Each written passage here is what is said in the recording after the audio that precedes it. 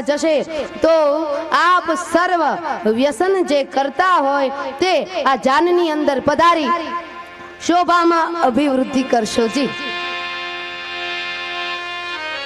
હજી અધૂરો છે। ઈ લગ્ન ક્યાં રાખ્યા છે? બીડીબેન ના લગ્ન રાખ્યા છે સ્મશાનપુર। સ્થળ તો હોવું જોઈએ ને લગ્નનું, એટલે સ્મશાનપુર, જિલ્લો હોસ્પિટલ, તાલુકો ડોક્ટર અને વાયા મનુષ્ય લોક થઈ અને નર્ક લોકમાં જશે। વ્યસન કરનારા ક્યાં જાય? નરકે જાય। કોઈ જાત મેરે ભાઈ બહેન, મને ચાયનું વ્યસન નથી એટલા માટે હું કહી શકું, બાકી જો મને વ્યસન હોય તો હું તમને કહેવાને અધિકારી નથી। પોતાના જીવનની અંદર જે આચરણમાં મૂક્યું હોય એ જ આપણે બીજાને કહી શકીએ, બાકી આપણે બીજાને કોઈને ન કહી શકીએ। તો પહેલું સ્થાન કળિયુગને મળ્યું જુગારની અંદર, બીજું સ્થાન મળ્યું શરાબની અંદર, ત્રીજું સ્થાન મળ્યું વ્યભિચાર। જે કોઈ વ્યભિચાર કરે તો મેરે ભાઈ બહેન ત્યાં કળિયુગનું સ્થાન છે। ચોથું સ્થાન પરીક્ષિત મહારાજે કળિયુગને આપ્યું છે હિંસા। જે લોકો હિંસા કરે, ઘણા મન વચન કર્મથી પણ હિંસા થઈ શકે છે। ઘણા પાણી ગાળી ગાળીને પીતા હોય, પણ ઘણા લોહી કોકનું ઘૂંટ ચુસ્કા મારી મારીને પી જાય। વેણ એવા બોલે ને તો ઘણાના હિમોગ્લોબિનના રક્તકણ હોય બધા બળી જાય। એવા વેણ કાઢો કે કોઈના દિલને ખોટપ લાગે। ઘણા પાણી ગાળી ગાળીને પીવે, કોકના લોહી ચુસ્કે ને ચુસ્કે ઘૂંટડા ભરી ભરીને પી જાય। તો આ એક પ્રકારની હિંસા જ છે। કોઈને એવા વેણ બોલી હિંસા છે એક પ્રકારની। એવું નથી કે કોઈને છુરી મારી દઈએ, ચાપુ મરી દઈએ અને કોઈની હત્યા કરી નાખી એ જ હિંસા નહીં। કોઈને એવા વેણ બોલીએ ને એ પણ એક પ્રકારની હિંસા છે। અને ત્યારબાદ કલિયુગે કહ્યું કે મહારાજ આ બધો બધા ગંદા ગંદા સ્થાન છે, મારું ફેમિલી બહુ મોટું છે એટલે ફ્લેટ મોટો જોશે, એટલે આવું ન ચાલે। મને સારો મજાનો ફ્લેટ આપો, ડબલ બેડ વાળો, મારે તો સારી જગ્યા જોઈએ।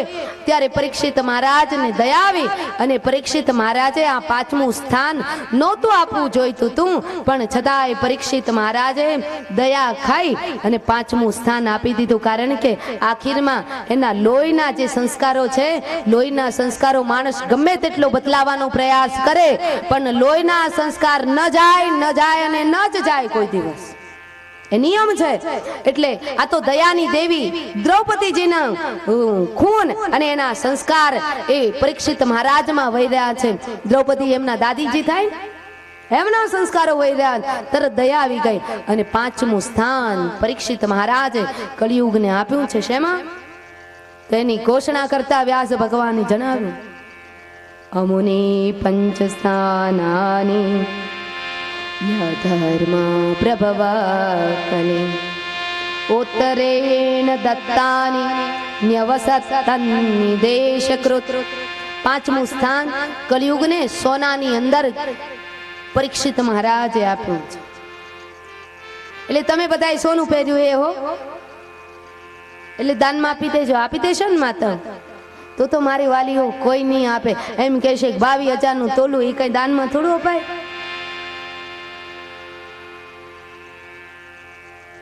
તમે પહેર્યું એ સોનું નહીં। કયું સોનું? અનીતિથી અને અત્યાચારથી જે આવ્યું હોય, કોઈની આંતરડી દુભાઈને જે ઘરની અંદર કમાણી આવી હોય ને એમાંથી સોનું જે કઢાવ્યું હોય ને એમાં કળિયુગનો વાસ છે। માટે મેરે ભાઈ બહેન, તમારા બાળકોને નાનેથી એવા સંસ્કાર આપજો કે બેટા અડધો રોટલો જમી લેવો પડે તો અડધો ખાઈ લેજે, પણ ક્યારેય કોઈ દિવસ જિંદગીની અંદર અનીતિ નહીં કરીશ। પણ મા બાપ જો સત્યના રાહ ઉપર ચાલતા હશે તો મા બાપ એના બાળકોને સાચા સંસ્કારો આપશે। બાકી નાનપણથી જ ખરાબ શીખવાડ્યું હોય તો પછી મોટા થાય તો એના સંતાનો ખોટું જ કરવાના છે। તમારું બાળક એક ખરાબ કરે ને તો મેરે ભાઈ બહેન એની પાછળ 1000 ભૂલોની પરંપરા સર્જાય છે। આ જગતની અંદર માં છે ને કડક હોવી જોઈએ બાળક પ્રત્યે। એક ભૂલ થાય ને એટલે એ બાળકને ત્યાંથી જ રોકી લેવું જોઈએ। પણ બાળક ભૂલ કરીને આવે, કોઈની ચોરી કરીને આવે એટલે માઈ એમ કહે કઈ વાંધો નહીં, કઈ વાંધો નહીં, તો બાળકે આજે નાની ચોરી કરી, કાલ સવારે મોટી ચોરી કરશે। ભૂલની પરંપરા સર્જાશે.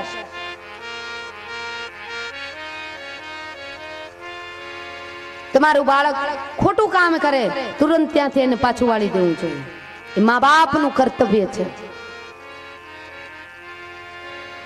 એક છોકરો છે ને એ બગીચામાં આંબાના બગીચામાં ચોરી કરવા ગયો તો એને એમ કે બગીચાનો માલિક નથી, આંબાનું માલિક કોઈ છે નહીં, લાવ કોથળો ભરીને ઘર લઈ જાઉં અને એને વેચી નાખીશ, રૂપિયા કમાઈશ.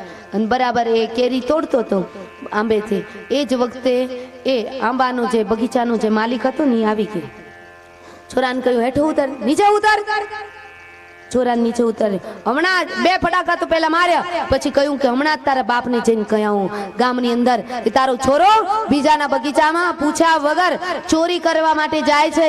છોરાએ કહ્યું કે મારા બાપને મારી ફરિયાદ કરવા જવું હોય તો ગામની અંદર ગોતવા ન જજો. 3જા આંબા ઉપર હું તો 1 કોથળો લઈને બેઠો છું, મારા બાપા 2 કોથળા લઈને. 3જા આંબા ઉપર મારા બાપા છે. કોને ફરિયાદ કરી? ક્યાં જઈને ફરિયાદ કરી? અનીતિનું જે ધન આવે ને એ ધનમાંથી જે સુવર્ણ ઘડાવવામાં આવે એમાં કળિયુગનો વાસ છે. બાકી તો તમે 2 હાર પહેરતા હો તો 4 પહેરજો, એમાં અમને શું વાંધો? બાકી અમારે તો આ રુદ્રાક્ષની માળા પકડ ગીરધારી મજાની છે.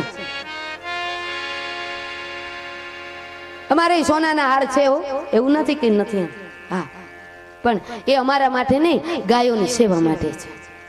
તમે તમારા પુત્ર પરિવાર માટે રાખજો, અમે અમારી ગૌ માતા માટે રાખીએ. ભાવ વધે એટલે આપી દેવા. સુવર્ણમાં કળિયુગને સ્થાન મળ્યું અને આ બાજુ હવે કળિયુગ રાજી થતો થતો ગયો કે આખીરમાં પરીક્ષિત આવ્યો ખરો સકંજામાં અને આ બાજુ પરીક્ષિત મહારાજ પોતાના રાજ્યની અંદર ગયો.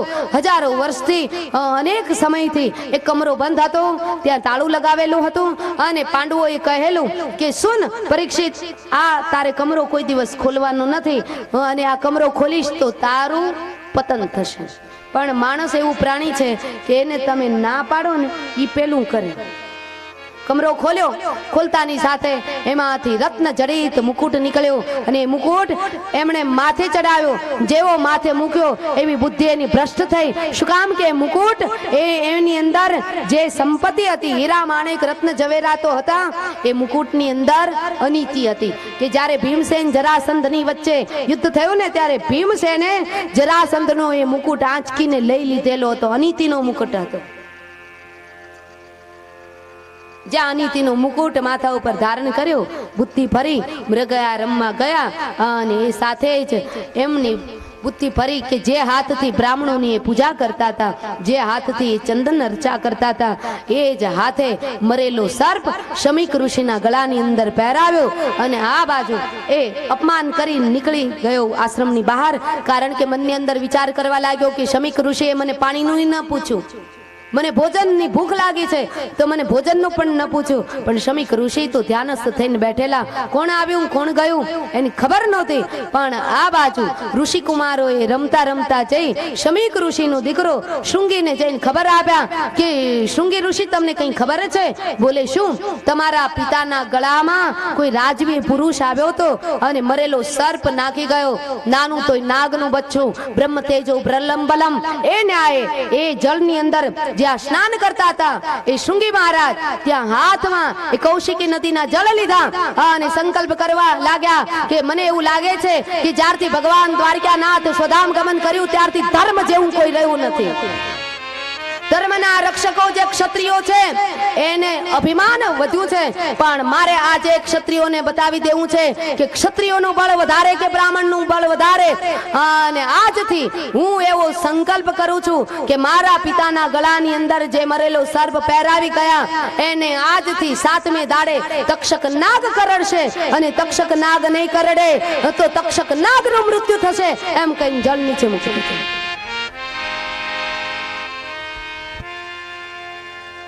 ક્રોધમાં ધ્રુજવા લાગ્યા. રડતા રડતા આવ્યા, પિતાની ગોદમાં માથું મૂક્યું ત્યારે શમીક ઋષિનું ધ્યાન ખુલ્યું. ગળામાં મરેલું સર્પ અને જેમ ફૂલહાર કાઢી નાખ્યો ને એમ કાઢી નાખ્યો. કહ્યું બેટા તે કાંઈ કહ્યું તો નથી? ત્યારે કહ્યું કે પિતાજી હું ન કહું. મેં એને શાપ આપ્યો છે. આજથી 7મી દાડે તક્ષક નાગ કરડશે. ત્યારે શમીક ઋષિએ કહ્યું કે બેટા એને શાપ આપવાની જરૂર નહોતી, કારણ કે એની ભૂલ જે છે ને એની ભૂલને ક્ષમા કરવાની જરૂર હતી. પાપીને મારવાની જરૂર નહોતી, પાપને હણવાની જરૂર હતી. પણ હવે શાપ અપાઈ ગયો. શિષ્ય વૃંદને મોકલ્યો. પરીક્ષિત મહારાજના હસ્તિનાપુરની અંદર અને ઘરે ગયા. મહેલે જઈ અને જ્યાં મુકુટ ઉતાર્યો ત્યાં તો મેરે ભાઈ બહેન એની બુદ્ધિ યોગ્ય સ્થાને આવી અને મનની અંદર વસવસો કરવા લાગ્યા. પરીક્ષિત મહારાજ કે મારાથી આવો અનર્થ થઈ ગયો, હે પ્રભુ મને મારા પાપની સજા આપજો. અને એ જ સમયે એને સમાચાર મળ્યા કે આજથી એને 7મે દાડે તક્ષક નાગ કરડશે.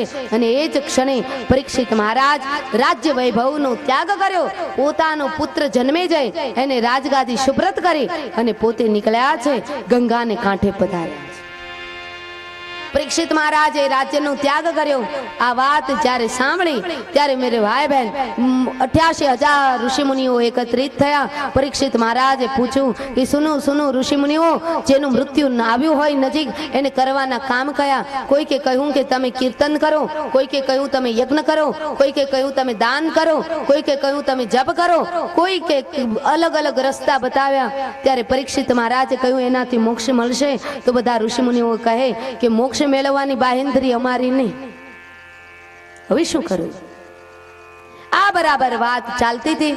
એ જ વખતે અહીંયા વ્યાસ ભગવાને ઘોષણા કરી છે મેરે ભાઈ બહેન કે એક દિશામાંથી ભાગવતજીના શ્લોકોનો ગુંજારવ કરતા કરતા અને એના વેશનું અહીંયા વર્ણન બતાવ્યું છે. તતશ્ચવ પૃચ્છમિમં વિપૃચ્છે વિશ્રમ્ય વિપ્રા ઇતિ કૃત્ય તત્રાભવત ભગવાન વ્યાસપુત્રો યતૃચ્છયા ગામટમાનો નપેક્ષઃ અલક્ષ્યલિંગો નિજલાવતુષ્ટો ઋતસ્ય બાલેરવધૂતવેશઃ તમ દ્વયષ્ટવર્ષઃ સુકુમારપાદક રોરુબાહ્યં सकलपोलगात्रम तम द्वयष्टवर्षम. એ જ વખતે પરીક્ષિત મહારાજ કોઈ સદગુરુની શોધમાં હતા અને એ જ વખતે ભાગવતજીના શ્લોકોનું ગુંજારવ કરતા કરતા શુકનાશિકા, લાંબી લાંબી જટા, લલાટ ઉપર ભસ્મનું લેપન અને જાણે બીજા સૂર્યનો ઉદય થયો હોય એ રીતના એક દિશા તરફથી ભાગવતજીના શ્લોકોનું ગુંજારવ કરતા કરતા એક તમ દ્વયષ્ટ વર્ષ, અહીંયા ચોખ્ખી ઉંમર નથી બતાવી, દ્વયષ્ટ વર્ષ એટલે 2 + 8 કરો તો 10 વર્ષ થાય અને 2 × 8 કરો તો 16 વર્ષ થાય. ચોખ્ખી ઉંમર અહીંયા વ્યાસ ભગવાને નથી બતાવી, પણ 10 વર્ષના માનો તો 10 વર્ષના અને 16 વર્ષના માનો તો 16 વર્ષના એવા વ્યાસજીના સંતાન સુખદેવજી મહારાજનું સભાની અંદર આગમન થયું છે. જ્યાં સુખદેવજી મહારાજનું આગમન થયું, કોઈને મસ્તક નહોતા ઝુકાવવા, છતાંય મસ્તક ઝૂકી ગયા અને બધા પ્રેમથી પ્રણામ કરવા લાગ્યા.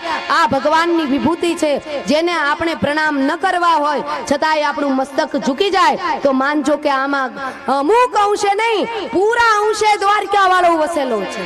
અને જેવા સુખદેવજી મહારાજનું આગમન થયું અને બધા ઋષિ મુનિઓ એમની ચરણ ધૂલી લઈ અને લલાટ ઉપર તિલક કરવા લાગ્યા અને એ સભાની અંદર દાદા પરાશર અને વ્યાસ ભગવાન જેવા પિતા પણ બિરાજમાન હતા. એને એમ થયું કે મારો દીકરો આવે છે. પરાશરને થયું કે મારો પૌત્ર આવે છે, હાલ હું કંઈક સેવા કરી લઉં. એટલા માટે થઈ અને જે રસ્તા ઉપરથી સુખદેવજી મહારાજ આવતા હતા ને તે રસ્તા તરફ મેરે ભાઈ બહેન પરાશર ઋષિએ પોતાની જે મૃગ ચર્મ બાંધ્યું હતું ને, લીપાટ્યું હતું પોતાના શરીર ઉપર, એ મૃગ ચર્મને છોડ્યું અને મૃગ ચર્મથી રસ્તાને સાફ કરવા લાગ્યા. શું કામ કે સુખદેવજી મહારાજ આવી રહ્યા હોય તો એના પગની અંદર કાંટા કે કંકણ ન વાગે. ત્યાં તો વ્યાસ ભગવાનને થયું કે મારો દીકરો આવ્યો, મારો બાપ આવ્યો, મારો લાલ આવ્યો, મારા કુળનો ઉદ્ધાર કરનારો કુલ દીપક આવ્યો. બધાય સેવા કરે ને હું સેવા કર્યા વગરનો રહી જઈશ, શું કરું? મારો સુખદેવ આવે છે. એટલા માટે થઈ અને વ્યાસ ભગવાને વિચાર કર્યો કે વિચારવામાં રહીશ તો લાભ લેવાનું ચૂકાઈ જશે, એટલા માટે થઈ અને એ વ્યાસ ભગવાને વર્ષોથી હજારો વર્ષથી જે બાંધેલી જટા હતી એ બાંધેલી જટા છોડી અને જટાને છોડી જાજમ બનાવી અને સુખદેવજી મહારાજને કહ્યું કે મારી જટા ઉપર બેઠા, ચાલો તમારા પગની અંદર કાંટા કે કંકણ ન વાગે. અને સુખદેવજી મહારાજ આવ્યા, ભાગવતજીના શ્લોકોનો ગુંજારો કરતા કરતા આવ્યા અને એક સુંદર મજાના ગંગાને કાંઠડે સુંદર મજાનું વૃક્ષની નીચે પોતાનું મૃગચર્મ બગલમાં જે દબાવ્યું હતું એ બિછાયું, એના ઉપર આસન જમાવી પોતે બેસી ગયા. પણ આજે પરીક્ષિત મહારાજ બેઠા છે, બિરાજમાન થયા છે સુખદેવજી મહારાજના ચરણ કમલમાં. કંઈ પણ બોલતા નથી, કંઈ પણ ચાલતા નથી. વાણી જ્યાં વિરામ પામે ત્યાં હૈયાની ભાષા ની શરૂઆત થાય.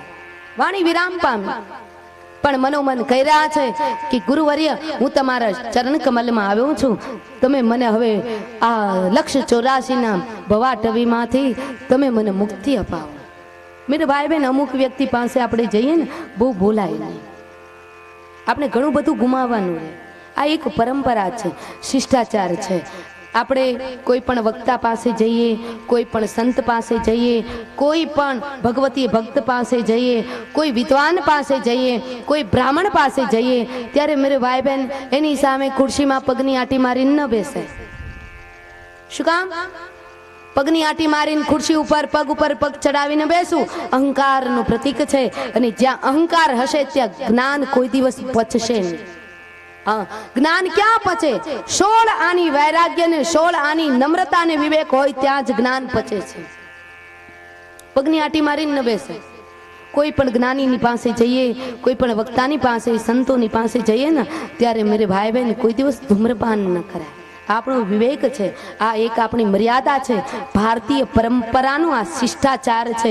અને હંમેશા જે આપણા કરતા ચડિયાતા હોય ને એની પાસે જઈએ ને તો મેરે ભાઈ બહેન જે ઊંચા આસને બેઠા હોય ને તો એનાથી આપણે નીચા આસને બેસાય તો જ આપણે જ્ઞાનના અધિકારી બની શકીએ. મેરે ભાઈ બહેન, આ બધી વાત એટલા માટે જણાવું છું કે હું એવા સદગુરુ, વિવેકી સદગુરુની શિષ્યા છું કે મારા સદગુરુ જ્યાં સુધી મને, હું ભાગવત શીખવા માટે જતી ને મારા સદગુરુના આંગણે, ત્યારે મારા સદગુરુ એમ કે હવે બેસ, ત્યારે જ હું બેસતી. ત્યાં સુધી મારાથી બેસાય નહીં. એટલા મારા સદગુરુ કડક, મારી માં પણ મને એવા કડક મળ્યા, પરિણામે મારા જીવનની અંદર આ ઉન્નતિ આવી છે. જો સદગુરુ કોમળ હોય અને માં કોમળ હોય ને તો એના શિષ્ય કે એના સંતાન કોઈ આગળ ન વધી શકે. માં અને સદગુરુ એ તો કડક જ હોવા જોઈએ. આ એક શિષ્ટાચાર છે આપણો. પણ આપણા કાઠિયાવાડની અંદર, સૌરાષ્ટ્રમાં આવા શિષ્ટાચારો બહુ ઓછા જોવા મળે. વક્તા નીચે બેઠા હોય તો ઘણા લોકો ખુરશી ઉપર બેસીને ચાય પાણી પીતા હોય. આ શિષ્ટાચાર ન કહેવાય મેરે ભાઈ બહેન. ભલે થોડી વાર તમને થોડું કડવું લાગશે પણ મેરે ભાઈ બહેન, અહીંયા બેઠી છું, બ્રાહ્મણની દીકરી છું એટલે માં કહેવા. અને કડવી દવા કોણ પાય? માં જ પાય ને. કાં તો વૈદ પાય ને કાં માં પાય. અને કડવી દવા પાય તો જ પેટના જંતુ જાય અને તો જ તંદુરસ્ત થવાય. એ જ રીતના આપણી વર્ષોથી જે પરંપરા રૂઢી ચાલી આવતી હોય, અમે જો સત્ય કહેવાની હિંમત ન હોય તો આ ગાદી ઉપર બેસવાનો અમને અધિકાર નથી. મારે ભાઈ ઉતરી જવું જોઈએ. બે ઘડી લાગે કે ફફડાટી બોલાવી દીધી, આજ તો સત્ય કહી દીધું, પણ સત્ય કેવું જ જોઈએ. અને આ જગતનો જ્યારે બ્રાહ્મણ સત્ય ન કહે ને ત્યારે સમાજનું પતન થાય છે. મેરે ભાઈ બહેન, બ્રાહ્મણ સત્ય વક્તા હોવો જોઈએ, સ્પષ્ટ હોવો જોઈએ. સુખદેવજી મહારાજના ચરણ કમલની અંદર બિરાજમાન થયા છે. સુખદેવજી મહારાજનું આસન ઊંચું છે અને નીચે બિરાજમાન પરીક્ષિત મહારાજ થયા. અને કંઈ પણ બોલે, કંઈ પણ કથાની શરૂઆત કરે એ પહેલા જ અહીંયા પ્રથમ સ્કંદને વિરામ આપ્યો છે. આપણે પણ પ્રથમ સ્કંદનું પુષ્પ દ્વારિકાનાથના ચરણ કમલની અંદર સમર્પિત કરીએ. इति श्रीमद् भागवते महापुराणे वैयासिक्यां पारमहंस्यां संहितां प्रथम सोपान समाप्तोऽयम्. बोले द्वारिकाधीश की जय. भूख लागी गई છે બરાબર? તો જય જયકાર કેમ નથી બોલતું? બોલે હનુમાનજી મહારાજ કી જય, કૃષ્ણલાલ ત્યારબાદ બીજા સ્કંદનો શુભારંભ કર્યો અને બીજા સ્કંદનો શુભારંભ વકાર શબ્દથી થયો છે. શ્રી શુકવાચ વર્યાન્નેશતે પ્રશ્નઃ ઋતો લોકહિતો નૃપ આત્મવિસ્મતઃ પુંસા શ્રોતવ્યાદિષુ પરમ. કયું છે ગુરુવર્ય બતાવો જેનું મૃત્યુ નજીક આવ્યું હોય એને કરવાના કામ કયા? આ તમારે ને મારે બધું સાંભળવા જેવું છે.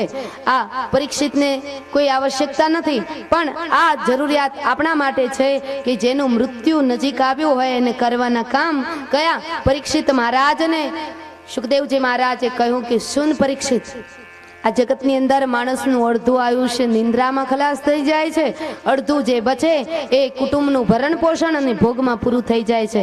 તો આમાં હરીને ક્યારે બચે? આયુષ નિર્તન અંજલિ ટપકત શ્વાસો શ્વાસ. જેમ ઘડામાં પાણી ભર્યું હોય પણ ઘડાની અંદર જેમ છિદ્ર હોય અને પાણી છિદ્ર દ્વારા બહાર જતું રહે, એમ આ શરીર રૂપી ઘડાની અંદર તો 9 છિદ્રો છે. નવદ્વારે પુરે દેહી, 9 છિદ્રો છે. એ 9 છિદ્રોમાંથી આયુષ્ય રૂપી આ જળ ટપકી ટપકીને સુંદર પરીક્ષિત જતું રહે છે. છતાંય માણસ જાગે છે, પણ છતાંય બેભાન અવસ્થામાં સૂતો છે. ત્યારબાદ સુખદેવજી મહારાજે કહ્યું કે સુન પરીક્ષિત, આ જગતની અંદર જેણે બ્રહ્મત્વની પ્રાપ્તિ કરવી છે, જેને સાક્ષાત્કાર કરવો છે, એને સારા જગતને સિયા રામમય રાધે શ્યામમય જોવું. કારણ કે કીડીમાં પણ કીર્તાર છે અને હાથીમાં પણ ઈશ્વર છે, અને બધી જગ્યાએ ઈશ્વર રહેલો જ છે. દાડમના દાણા છે, દાડમ તમે એક વખત ફૂલી નાખો, એને પાત્રની અંદર દાણા કાઢીને એક બાજુ મૂકી જુઓ, અને પછી એ દાડમના દાણાને પાછા એવા ને એવા તમે જો ગોઠવી દો તો તમે હાચા. ગોઠવાય? ન ગોઠવાય. એ તો હરી જ કરી શકે. બીજું કે બાળક 2-5 મહિનાનું હોય, એની માતાનું દૂધ પીતું હોય બાળક, અને એ કમરો બંધ હોય, અને કમરાની અંદર જે દૂધની સુગંધ આવતી હોય ને, એવી દૂધની સુગંધ આજ સુધીમાં કોઈ વૈજ્ઞાનિક બનાવી નથી શક્યો. બધા વૈજ્ઞાનિકો પરફ્યુમ અલગ અલગ જાતના પરફ્યુમ બનાવી લીધા, પણ એવા પરફ્યુમ કોઈ નથી બનાવી શક્યું કે જે માતાના દૂધમાં જે સુગંધ આવે. મેરે ભાઈ બહેન, આજનું વિજ્ઞાન એ બતાવી શકે કે તમારું લોહી કયા ગ્રુપનું છે, એ ગ્રુપનું, B+નું કે ઓનું છે, એ આજનું વિજ્ઞાન લેબોરેટરી બતાવી શકે. પણ તમારા લોહીની અંદર કેવા સંસ્કારો વહી રહ્યા છે એ તો ઈશ્વર જ બતાવી શકે, બીજું કોઈ ન બતાવી શકે. ખૂનની અંદર સંસ્કારો કયા? ત્યારબાદ મેરે ભાઈ બહેન, નાળિયેરીના થડ કેટલા નીચે, નાળિયેરીને ખારું પાણી પાવ, પણ નાળિયેરીની અંદર ઉપર શ્રીફળમાં મીઠા જળ આવી જાય તો એ કોણ કરી શકે? ભગવાન જ કરી શકે. કુદરત તારી અકળ ગતિ અને પતંગાના પેટમાં બતી, પતંગાને રૂપો આપ્યા, ઘરોળાને ગળવા કાચે. આ કોણ કરી શકે? હરી જ કરી શકે. સાહેબ સબકો સુનતા હૈ, ચીટી કે પાઉ ને પૂર બાજે, અને હાથીના ગળે ઘંટ બાંધ્યો હોય, ભગવાન બધાને સાંભળે છે. અને ભગવાન કરે ને એવું આ જગતની અંદર કોઈ ન કરી શકે. કરી તો જુઓ કોઈ, કરી તો જુઓ મારો ભાલો કરે, કરી તો જુઓ. કરી તો જુઓ મારો વાલો કરે, હું કરી તો જુઓ. કરી તો જુઓ કોઈ, કરી તો જુઓ મારો ભાલો કરે, એમ કરી તો કરી તો જુઓ કોઈ, કરી તો જુઓ મારો વાલો કરે, ભરિયા સમદરમાં કમળ ખીલાવ્યું, ભરિયા સમદરમાં કમળ ખીલાવ્યું,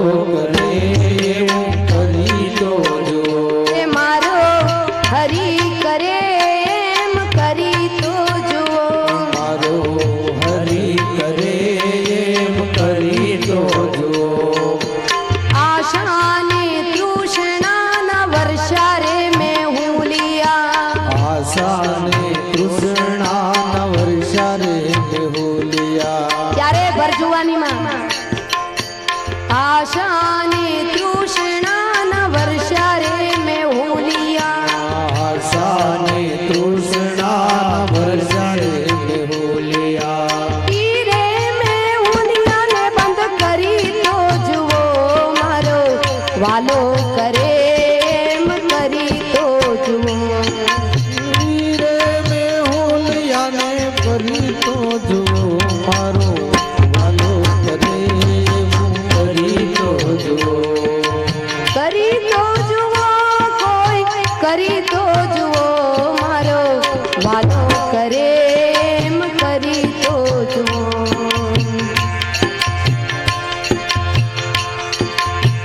પાંચ રે તત્વનું પૂતળું રે બનાવ્યું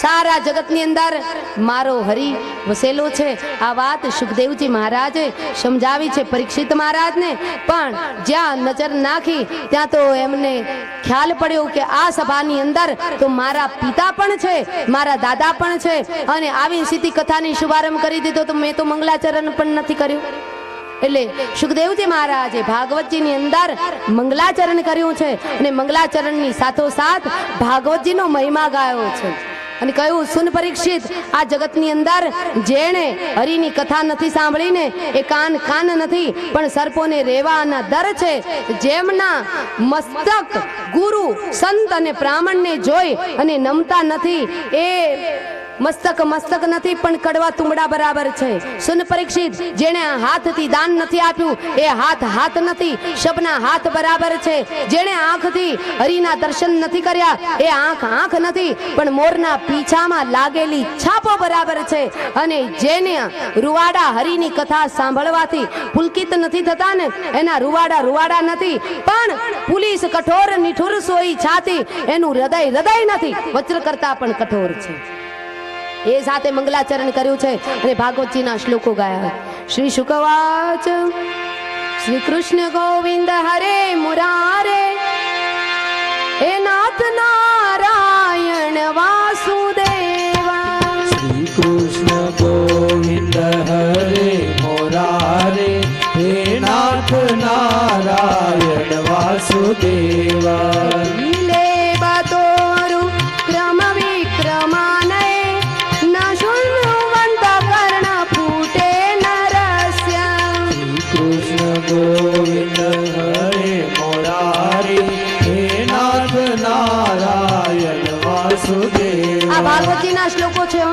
મેં હમણાં ગુજરાતીનું વર્ણન કર્યું એનું સંસ્કૃત છે કે જેનું માથું નથી નમતું એ માથું નથી પણ કડવા તુંબડા બરાબર છે શ્રી કૃષ્ણ ગોવિંદ હરે મોરારે હે નાથ નારાયણ વાસુદેવા જીવ હાસતી દાતુરી કે વસુદ નો ચોપદાય ઉરુગાય ગાતા શ્રી કૃષ્ણ ગોવિંદ હરે મોરારે હે નાથ નારાયણ વાસુદેવ કૃષ્ણ ગોવિંદ હરે મોરારે હે નાથ નારાયણ વાસુદેવા પાતાલમેત સહી પાદમૂલમ પઠન્તિ પાશણી પ્રપદેર સાતલમ શ્રી કૃષ્ણ ગોવિંદ હરે મોરારે હે નાથ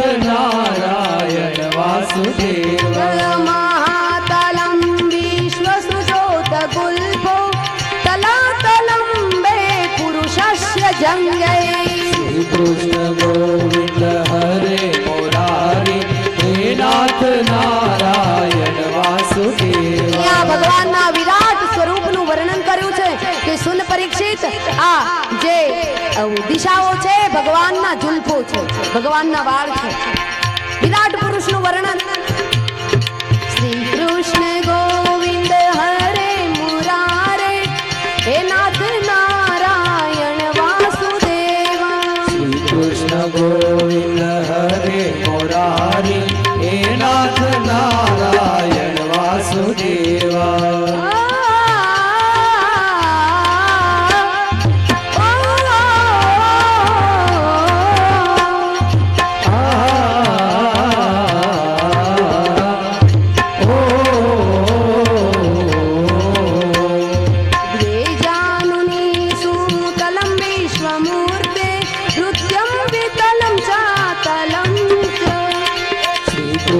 ગોવિંદ હરે મુરારી હે નાથ નારાયણ વાસુદેવા. મહિતલમ તં ગજનમ મહીપતે નભસ્તલમ નાભિસરો ગૃણંતિ.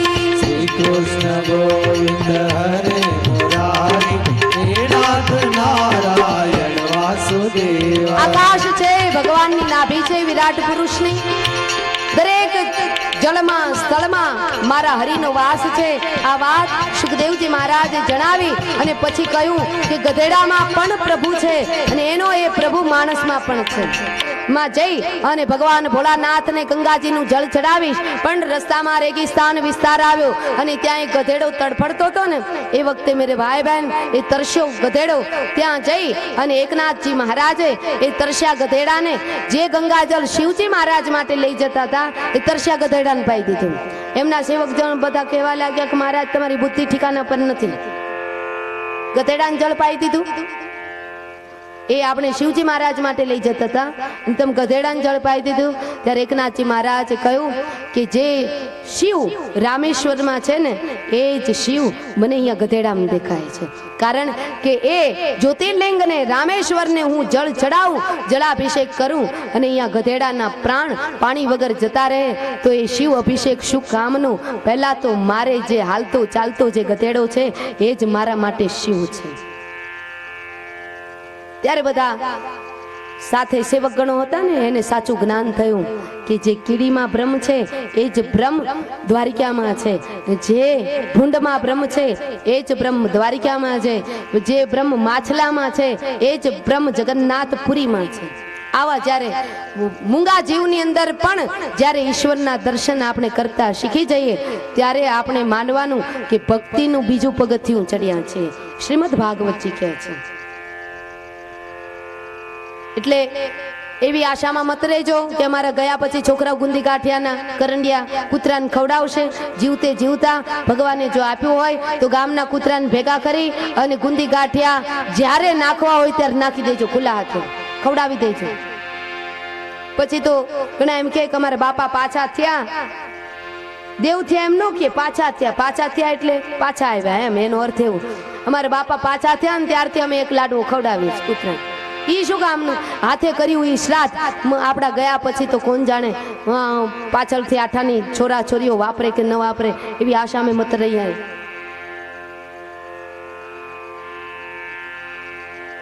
સુખદેવજી મહારાજે કહ્યું, સુન પરીક્ષિત, જેને પ્રભુની પ્રાપ્તિ કરવી છે ને એને પ્રથમ આહાર શુદ્ધિ કરવી. આહાર શુદ્ધિ, સત્વ શુદ્ધિ, સત્વ શુદ્ધિ ધ્રુવા સ્મૃતિ. આહારની શુદ્ધિ પ્રથમ કરવી. જેવું તેવું જ્યારે ત્યારે જ્યાં ત્યાં કંઈ ખાવું નહીં અને આપણી શરીરને ઉદરને કચરા પેટી બનાવી નહીં. ભાગવતજીની અંદર 10 લક્ષણો છે. કયા કયા? સર્ગ, વિસર્ગ, સ્થાન, પોષણ, ઉતિ, ઈશાનું કથા, નિરોધ, મનવંતર, મુક્તિ અને આશ્રય. આ 10 લક્ષણો યુક્ત શ્રીમદ ભાગવત નું લક્ષણો બતાવ્યા અને ત્યારબાદ 18 પુરાણનું સંક્ષિપ્તમાં વર્ણન કર્યું. તો મેરે ભાઈ બહેન 18 પુરાણનું સંક્ષિપ્તમાં વર્ણન કરતાની સાથે સુખદેવજી મહારાજ બોલ્યા કે 18 પુરાણોનું વિસ્તૃતિકરણ કરવા માટે હું અત્યારે સમર્થ નથી, પણ મદ્વયમ ભદ્વયમ ચૈવ બત્રયમ ચતુષ્ટયમ અનાપદ કુસ્કલિંગાની પુરાણાની પૃથક પૃથક. આ એક જ શ્લોકની અંદર 18 પુરાણો આવી ગયા અને અહીંયા બીજા સ્કંદને સુખદેવજી મહારાજે વિરામ આપ્યો. બીજા સ્કંદનું પુષ્પ આપણે દ્વારિકાનાથના ચરણ કમલની અંદર સમર્પિત કરી. इति श्रीमद् भागवते महापुराणे वैयासिक्यां वारमंशां संहितां द्वितीय सोपान समाप्तोऽयम्. बोलिए द्वारिकाधीश की बालकृष्ण लाल की श्याम सुंदर श्री हमने महारानी की ब्रज बिहारी लाल की रामचंद्र भगवान की हनुमान जी महाराज की काशी विश्वनाथ महादेव की अपने अपने गुरु महाराज की जय।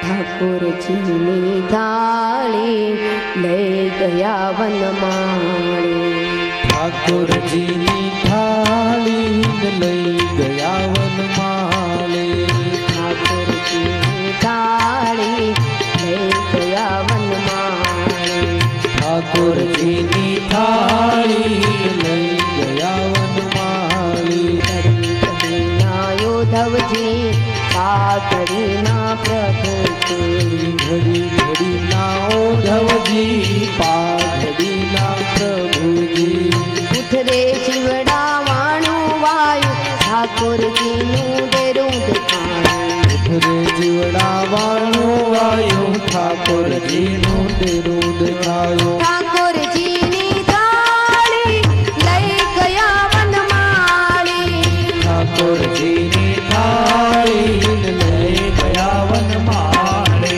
વિઠ્ઠલ વિઠ્ઠલ વિઠ્ઠલા હરિ ઓમ વિઠ્ઠલા વિઠ્ઠલ વિઠ્ઠલ વિઠ્ઠલા હરિ ઓમ વિઠ્ઠલા આકાર મંચા વિઠ્ઠલા હરિ ઓમ વિઠ્ઠલા બાર મનસા વિઠ્ઠલા હરિ ઓમ વિઠ્ઠલા દ્વારિકાચા વિઠ્ઠલા હરિ ઓમ વિઠ્ઠલા ભાવશે વિઠ્ઠલા હરિ ઓમ વિઠ્ઠલા ઘંટી દલતી હતી ને ત્યારે એમાંય ઓળતી ગઈ ને આ ઘંટીમાં ઓળતી ગઈ પેટ ભરાઈ ગયું એટલે કહેવાનો હેતુ તમે સમજ્યા કે જે કર્યું એ કામમાં લાગશે તાત્કાલિક શુભસ્ય શીઘ્રમ એમાં કોઈ દી આળસ ન કરાય આજે હરિનું નામ લીધું ખબર નહીં કે કાલે આપણો શ્વાસ ચાલતો હોય કે ન ચાલતો હોય એટલે આજે જે લઈએ એ આપણા કામ ભાવ જોર શ્રોતા કે સાથ